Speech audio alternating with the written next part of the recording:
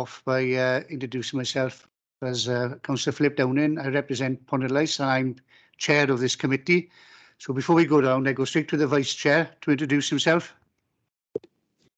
Hi, I'm Ryland. I'm Councillor for Llansamnat and I'm the Vice Chair. Cheers. Okay, straight as we're in the room, I'll go to Paul and we'll work clockwise then. Yeah, thank you, Chair. Yeah, it's Councillor Paul Lloyd. It's Councillor Paul Lloyd and I'm one of the representatives of Bonamine Ward. Thank you. I'm Councillor Wendy Lewis. I represent Wynolwydd Ward. I'm Councillor Mike White and I represent the Lando Ward. I'm Councillor Stuart Rice and I represent the Uplands Ward. Good afternoon, I'm Samantha Woon and I'm Democratic Services Officer.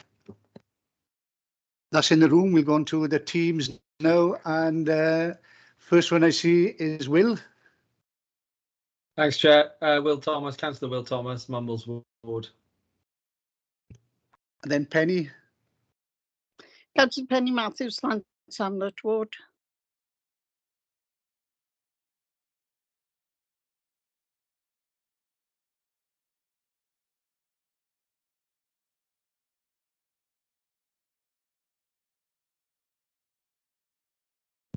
Scott, you're next.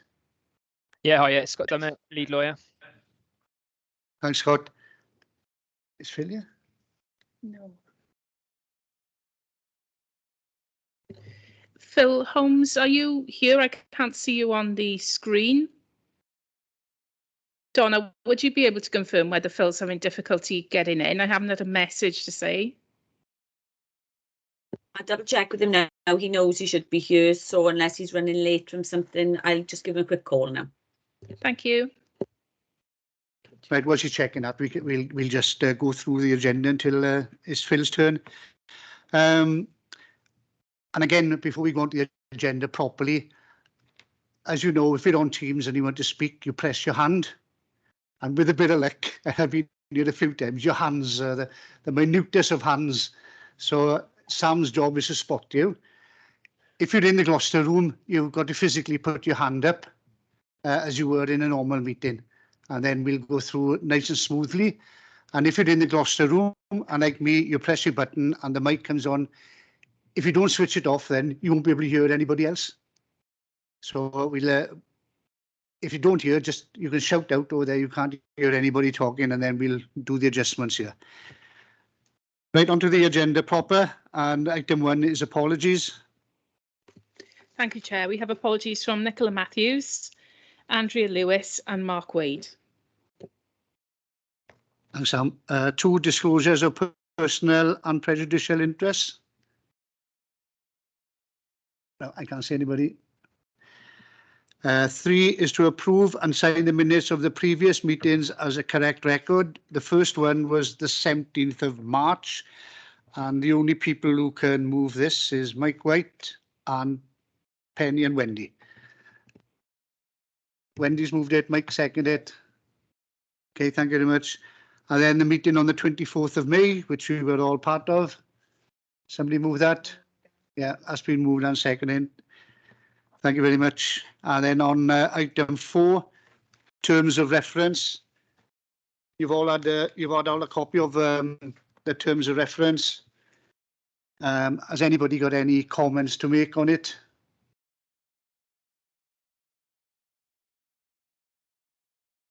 I'd just like to point out that the terms of reference is similar to all CDCs, and it's looking at council's priorities and future policy developments. There's also an overarching corporate panel which will meet and look at our work plan and then decide which committee we may come up with something that may drop into another CDC. So this is the panel which consists of cabinet members, main officers, and they will guide us, which we haven't had before, and they will guide how the work plan will proceed over the next year and beyond. although the panel will look at the work programme, it doesn't mean that we as a committee cannot come up with our own topics to take to the panel to look at and then decide whether we will carry on.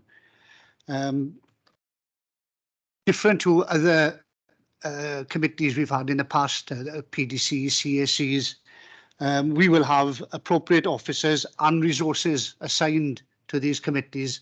So hopefully we will have outcomes within this year and to take forward to the next, the 4 years afterwards. So it's for information only. And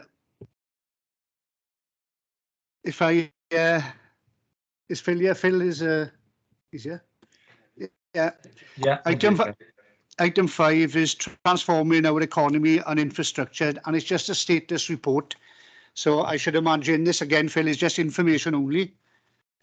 We got to start somewhere. Over to you, Phil.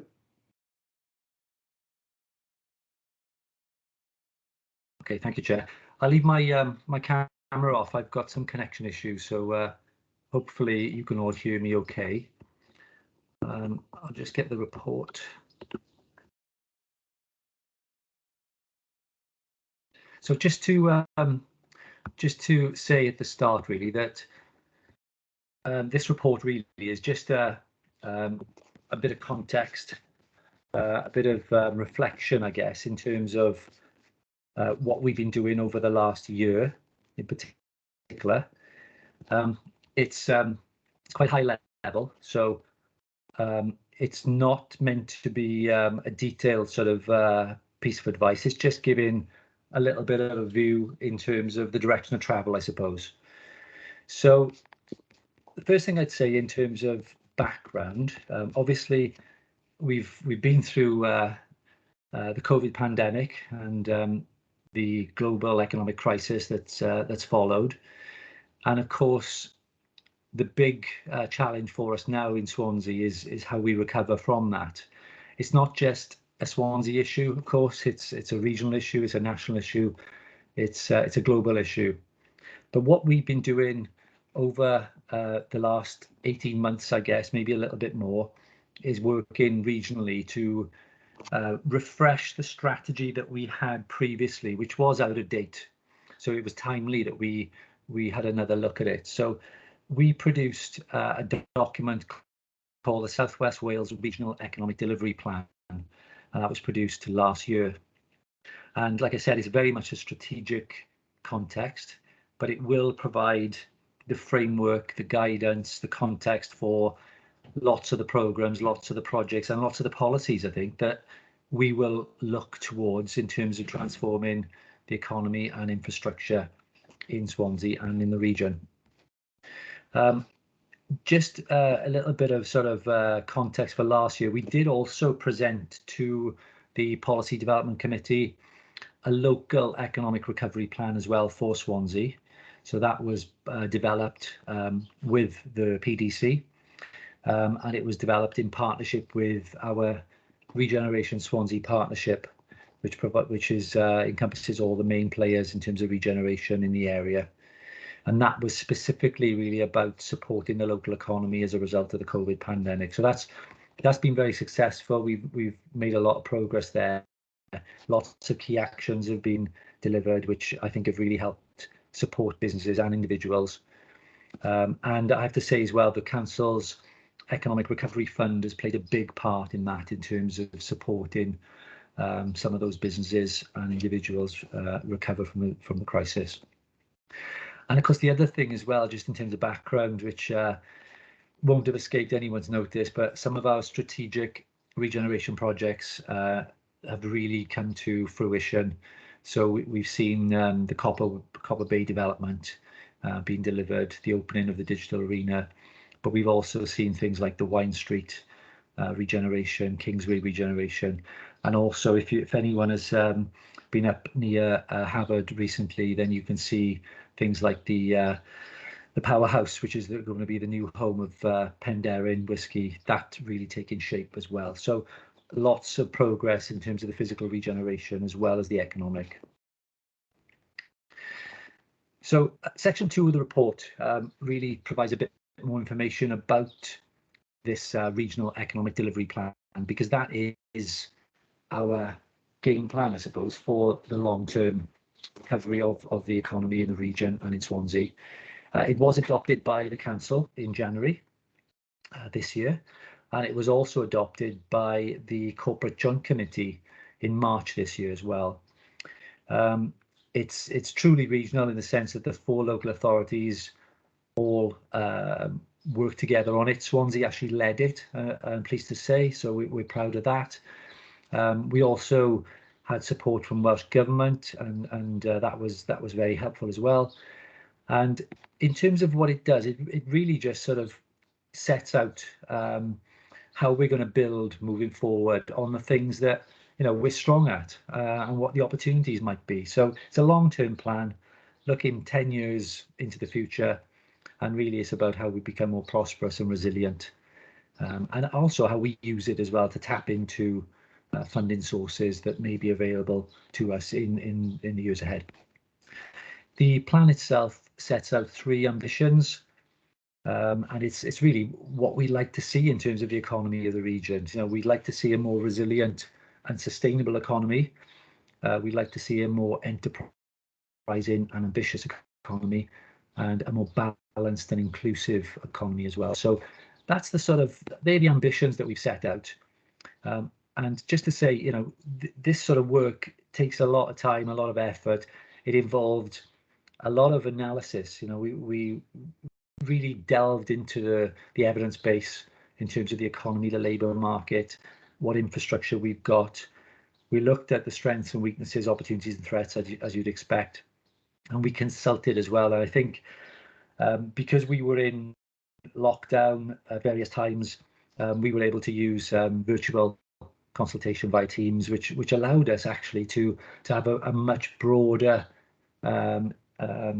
consultative process, I think, than if we'd have held sort of events, say for instance in the Liberty Stadium or Parc y Scarlett, that sort of thing. So it actually worked very well. The ambitions that I mentioned earlier, and they're fine, they're high level, but what we try to set out are specific missions. So what actually do we want to do in the region and in Swansea? And we got 3 missions that we've identified. The first one is all about the sort of the climate change agenda. So it's about the region becoming a leader in renewable energy and the net zero economy. So that will involve taking forward some of our major infrastructure projects in the region, and that might include industrial decarbonisation. That could be domestic or industrial. Supply chain opportunities, they are obviously important, and it might also involve innovation as well, linked to university and industry. So there's a big opportunity there in terms of energy for the region to move forward, because we do have some natural assets and skills in this area. Mission 2 is about building a very strong, resilient, embedded business case. So this is about growing the business stock and supporting a wider sort of social and commercial entrepreneurship. Again, supply chain opportunities, innovation, those sorts of things. And then mission 3, which is something I think we maybe take for granted, which is what we've called the experience offer, and growing and sustaining the experience offer. So this again links back to our environmental quality that we enjoy in Swansea, the quality of life that we enjoy in Swansea, the community character, and how we use that to attract and retain talent for the future, so that we give people confidence that this is a great place to live and work. And I think again with agile working, this presents huge opportunities for us, because you can live in a fantastic environment in Swansea, and you can still perform your role, even if previously it was in London or Birmingham or wherever. In terms of moving forward with programs and projects, so what we've done is we've set out some initial key sort of areas that we are looking at. But the important things to say is that this isn't just a strategy that's an evidence base and some high level thinking. This also has an action plan with it. So we've developed a very sort of fluid almost a sort of live action plan that we are now reviewing with partners, and this is actually going to form the basis for a lot of projects moving forward.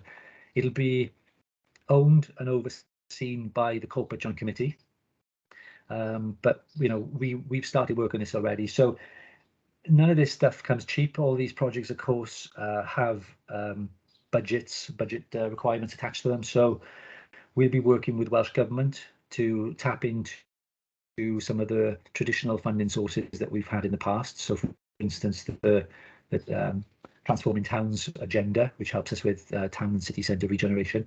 But I'm also pleased to say that this document now is providing a real sort of platform for us in terms of the new funding opportunities that UK government have brought out in terms of levelling up and shared prosperity fund as well. So we'll be really using this now to as a springboard to get some of these projects and programs funded and delivered.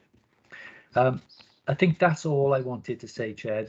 As I mentioned, it is, this is just a sort of helicopter view really in terms of explaining where we've come from and where we would like to get to over the next 10 years. Obviously, there'll be loads of policy opportunities that underpin this sort of overarching document, and hopefully we can work together on that moving forward. Thanks. Yeah, thanks for that. Are we echoing?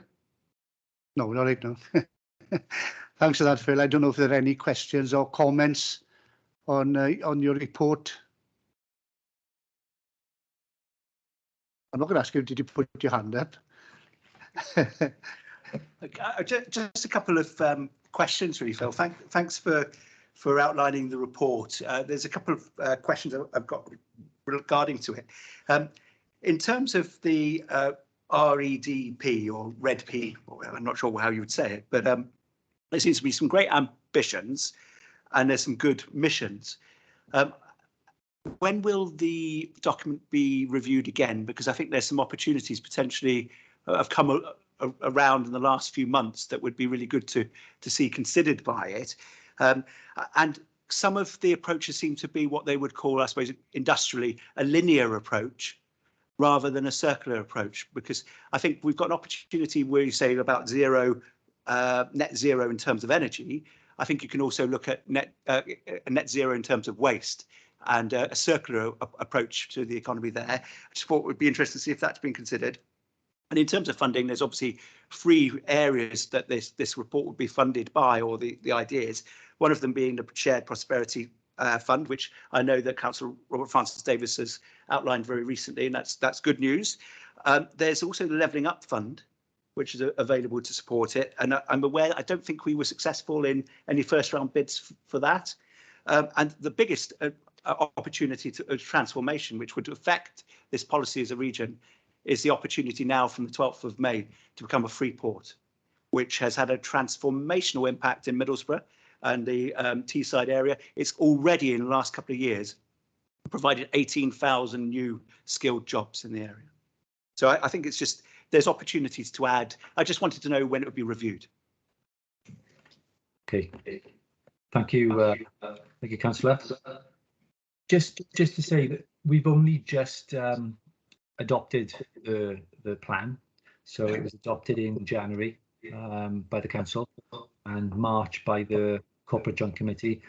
So there's no plan at the moment to look to review the strategic document itself. Obviously, we think, given the evidence base that we looked at and the research that we conducted, it's robust and it should stand the test of time. But I mentioned that there's an action plan appended to it, which we consider to be a live document, which I think would address some of the comments that you made, because yes, things change over time, of course they do, and I think the importance of having a live document is that we're flexible moving forward, so that we can respond to things like waste opportunities or free port opportunities, if that's to be pursued, and loads of other opportunities, because things do change, we know that. So yes, we've got a strategic high-level framework document, but then we also have a live action plan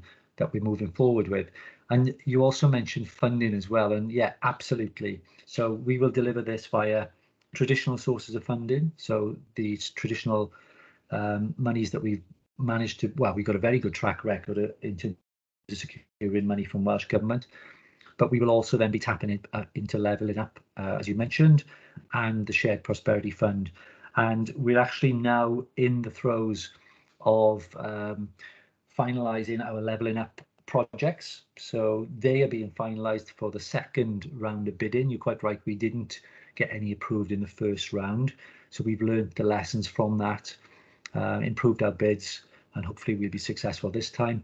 And we're also in the process now of writing our investment plan for the Shared Prosperity Fund. So we're leading that for the region, and that will be submitted on the 1st of August as an investment plan for that funding that we've secured.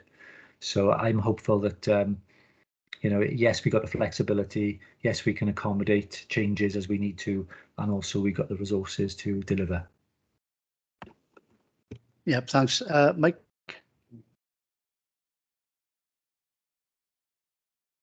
Yeah, thanks, Phil. Yeah, as I say, in the issue of delivering the longer-term economic recovery, the strategic framework, I know that locally we've really got strong links with BID, and which have been, as I say, been working alongside us through the pandemic and supporting the authority and the local business. But how will the framework fit in, because we know that we've got major worldwide developers showing a very, very keen interest in Swansea and what we've got to offer. How will this fit in the actual strategic framework, Phil? Thank you.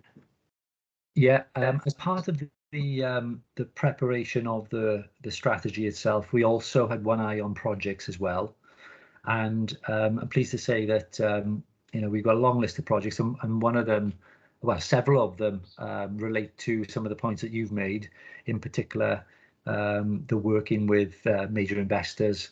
So that's already encapsulated in our thinking moving forward. So there's no sort of there's no issues there. It's a complete seamless approach in terms of what we're doing, what we like to do, and how it links in with this strategy moving forward. Thank you.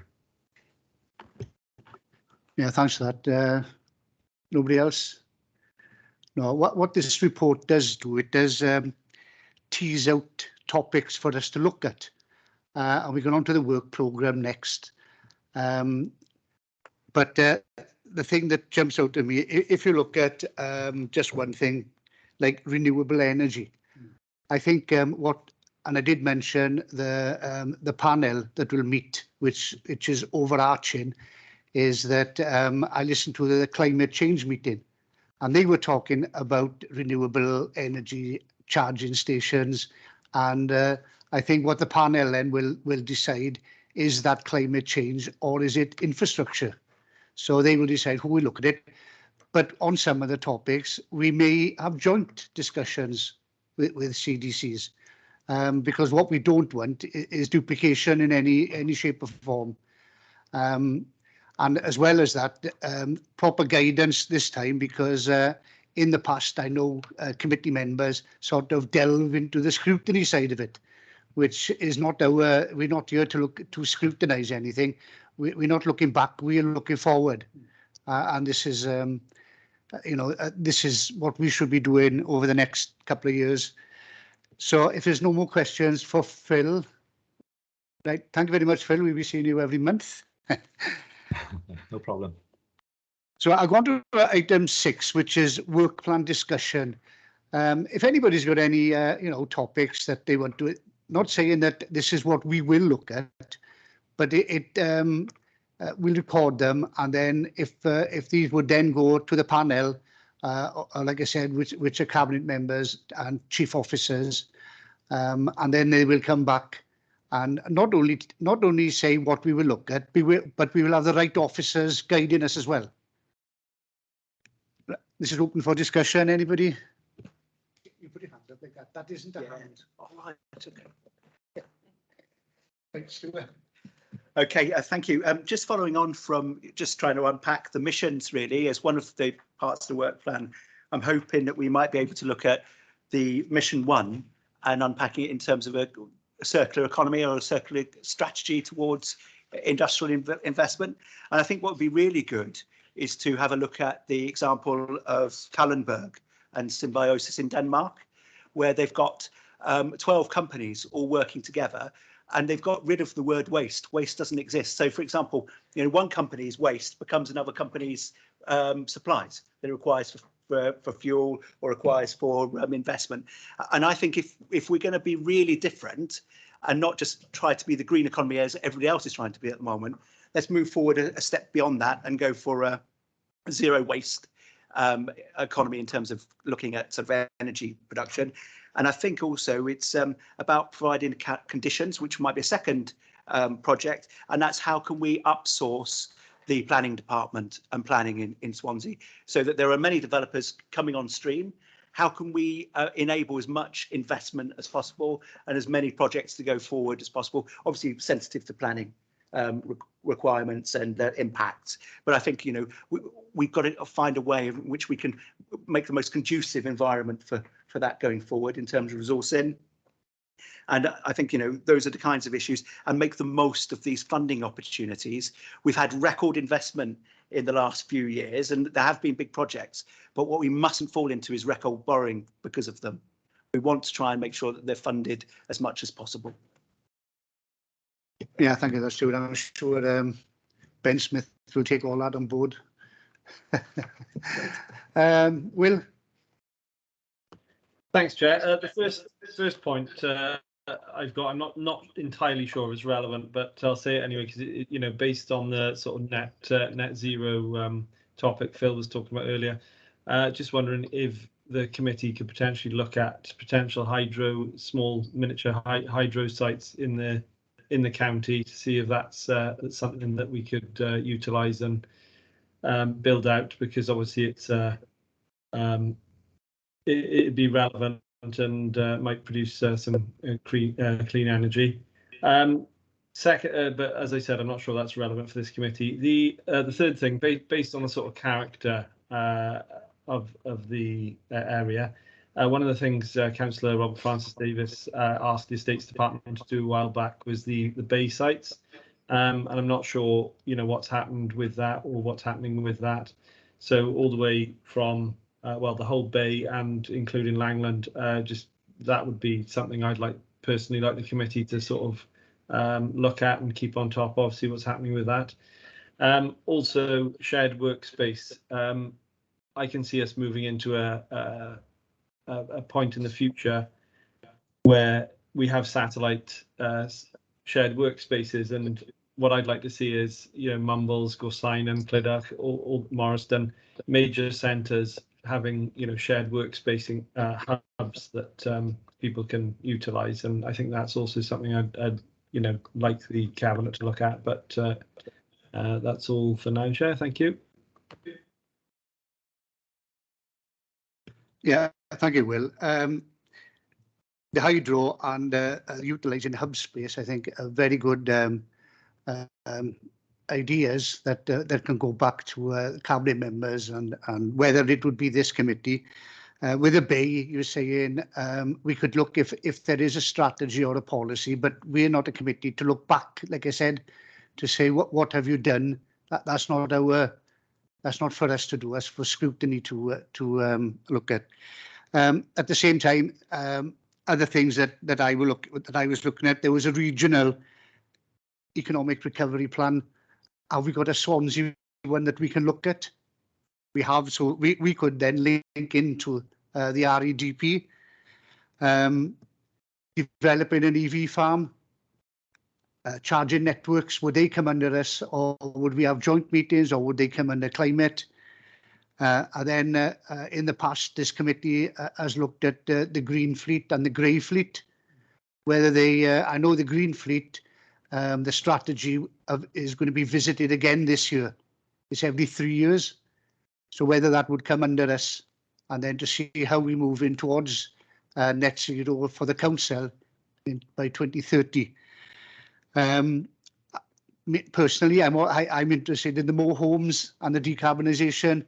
Again, I'm not sure at this moment in time where that sits, because this, similar to this committee last year, there was environment.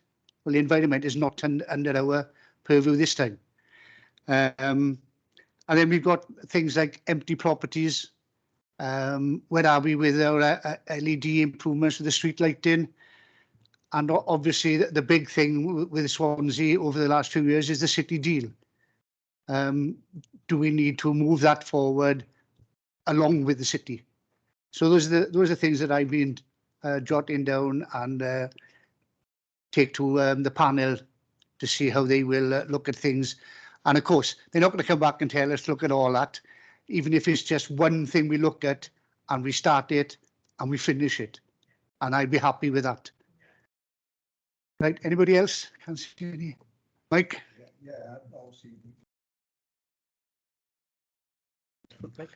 Sorry, Chair. Yeah, we were all about the strength of growing the economy. And as you say, touch on a valid point there of empty properties above businesses, not only in the city centre, but in other sort of district areas there. We clearly got a problem with a shortage of housing as well. So I think that would certainly help in those areas as well. But I think as well, in promoting the economy as well, I think perhaps you could cross our links with the two major universities to sort of tap into their sort of expertise where they could come forward, as you say, with different areas that you already mentioned, Chair. Yeah, and just to add to that, Mike, if whatever we're looking at, if we need an input from anybody else, expertise, then we can invite them along to speak to us and give us their advice. Yeah, we'll certainly do that. Anybody else on? No. So that's it. If there's nothing else.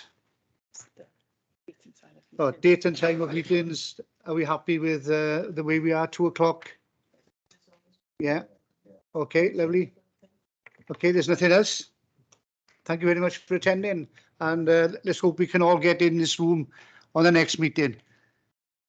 It'll be much cozier. There's a lot of empty spaces here at the moment. Okay, again, thank you very much. Thanks.